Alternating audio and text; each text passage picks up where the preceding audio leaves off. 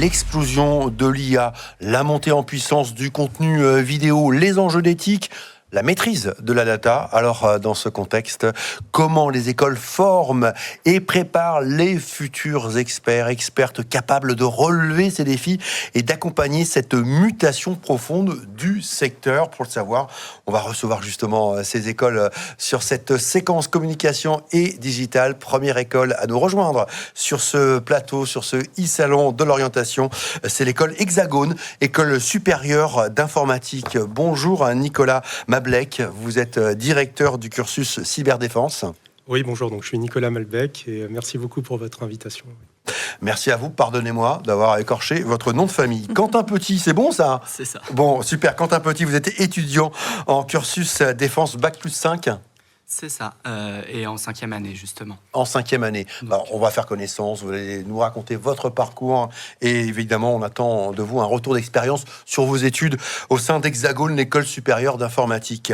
Nicolas, vous connaissez le principe, si vous nous rejoignez et si vous n'étiez pas avec nous, chaque école a 2 minutes pour pitcher son école, faire connaissance et puis ensuite place à vos questions chez vous, place au chat. Allez, c'est parti Nicolas, chrono, 2 minutes. Très bien, écoutez, je vais vous présenter l'école Hexagone, qui est une école supérieure d'informatique. Donc nous accueillons les étudiants sur nos 2 campus, de Versailles et de Clermont-Ferrand. Donc c'est des étudiants qu'on recrute soit post-bac, pour un bachelor ou un master. Et il y a aussi des admissions parallèles tout au long des cursus. En particulier, si vous voulez rejoindre un master, la condition, c'est d'avoir un Bac+3 en informatique. Donc ces cursus, il y a un bachelor en administration réseau et en développement web. Et il y a 3 masters, 3 cursus Bac+5.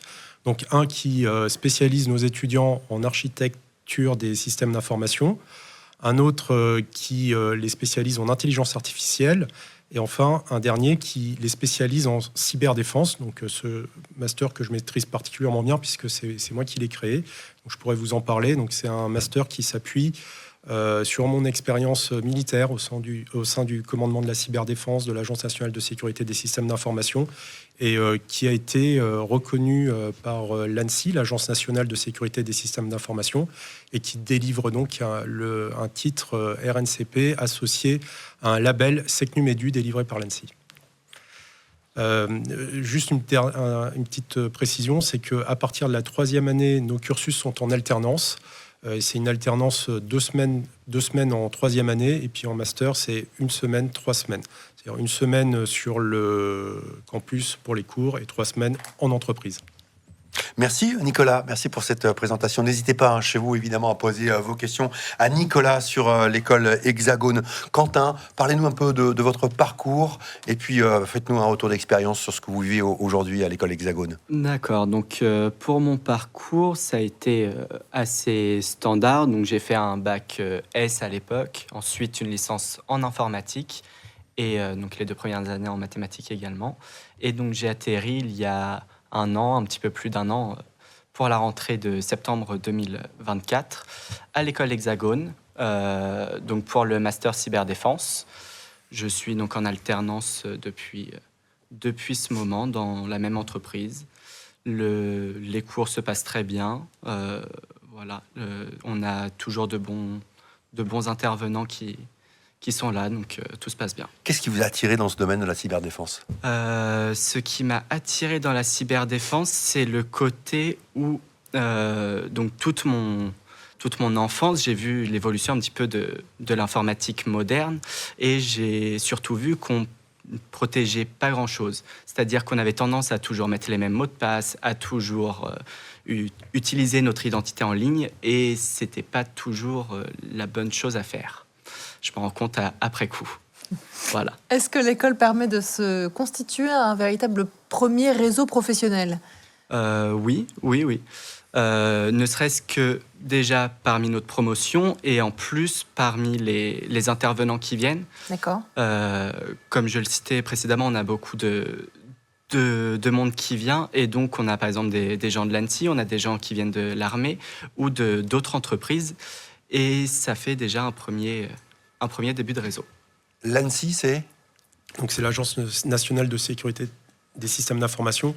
Donc c'est le service interministériel, c'est un peu la tour de contrôle de la cybersécurité en France.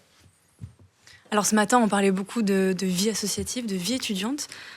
Comment elle est là sur le campus de Hexagone ? Le bon point avec une jeune école comme Hexagone, c'est surtout qu'il reste un petit peu tout à mettre en place nous-mêmes et comme ça, c'est vraiment à notre image. L'école est assez jeune et donc on est en train de monter des clubs, on a monté également des associations. Et je trouve que si on cherche une école où s'investir, il y a de quoi faire. Ah, super. On a une question dans le chat qu'on va découvrir tout de suite, Fanelli. Agathe qui vous demande à quoi ressemble une semaine type d'un étudiant à l'Hexagone. Une semaine type pour un étudiant, donc je suppose que lorsqu'on est en cours, donc c'est du lundi au vendredi, 9h-17h, bien souvent avec 1 heure le midi. Bien souvent, on aura toujours la même personne sur une journée, ce qui va permettre de pouvoir adapter les pauses en fonction de la matière ou de l'ambiance générale de la promo, parce qu'il y a des jours où on n'est pas forcément concentré, on va donc prendre plus de pauses, ou moins si justement il faut se concentrer. La force de vos intervenants aujourd'hui, ce qui vous plaît, c'est le fait qu'ils viennent d'univers et d'horizons particulièrement différents, que ce soit très concret aussi.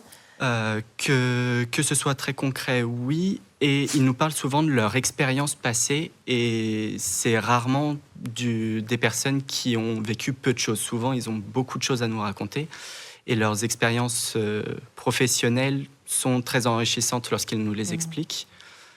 Pour certaines, on pourrait penser que ça sort de film, presque.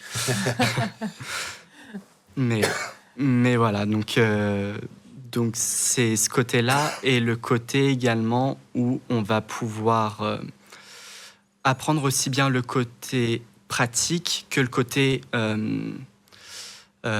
théorique et donc savoir le faire mais aussi le gérer. Est-ce que le fait que l'Hexagone soit une jeune école, ça pose problème pour les débouchés après ? Je n'en ai pas eu l'impression pour l'instant. Les quelques étudiants que j'ai vus diplômés sont tous en entreprise ou sont déjà en pourparlers alors qu'ils ont eu leur fin d'année scolaire il y a quand même très peu de temps. Nicolas, est-ce qu'aujourd'hui, dans les domaines... Alors, on va parler de cybersécurité, parce que, évidemment, c'est le domaine que vous connaissez bien. Est-ce qu'aujourd'hui, il y a un vrai appel d'air en termes d'emploi ? En effet, parce que en fait, ça suit la courbe de la numérisation de nos sociétés. Et donc, au fur et à mesure qu'on utilise l'outil numérique pour être plus productif, pour mieux travailler en réseau, pour innover, en fait, on accroît cette surface numérique qui, vue de l'attaquant, est une surface d'attaque, en fait. Et je dirais, là, on a quand même des accélérations avec l'intelligence artificielle, on a la robotique, y compris humanoïde, qui va venir chez nous bientôt. Tous ces secteurs-là, ce sont des secteurs qui dépendent complètement du numérique. Et je dirais même, à notre niveau, chacun de nous, on dépend de l'outil numérique. Et aujourd'hui, on a vraiment besoin de professionnels pour sécuriser le citoyen, les entreprises et les institutions. Vous avez besoin de professionnels qui partent aussi à l'étranger, qui sont mobiles, qui parlent couramment anglais ? Ou c'est moins une priorité aujourd'hui ? Est-ce que vous proposez d'ailleurs, par exemple, des parcours à l'étranger ?